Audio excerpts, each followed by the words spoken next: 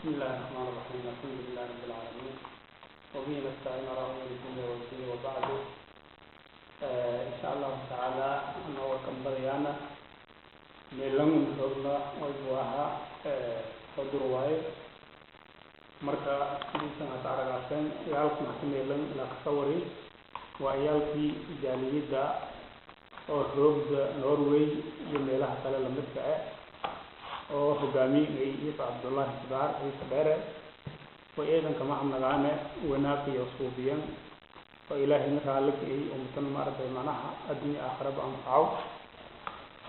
yaalkan kan leeyahay kooban ku badan yahay iyagoo roog iyo qiir xuduud laakiin hadda iskuulka fasax ka jar waaye intan hadda kulay iyo fasalkii maartay yaroodan tan kale waxyaabaha oo maartay kama hamnagaana oo ka ducayaan in ilaahay adii aakhirada maartay wanaagga xabaal mariyo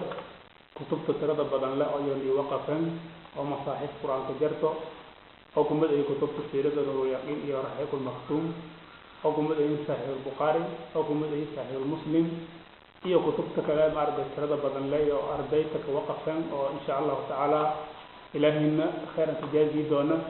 حسنا إن شاء الله تعالى من خير كثير لما الله وقوانت ترى بدن تصير حسب مارد ثورة كلا كارجن باهظ كتب مارد وقف إذا أنجرت ولبسي حسب كتب السنة أحاديث كيحت إثنين كباهني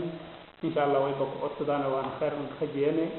من سيد المحترم ولأودي إكران شأن بذلك كثير لما الله يوم عاجزنا جزاهم الله خيرا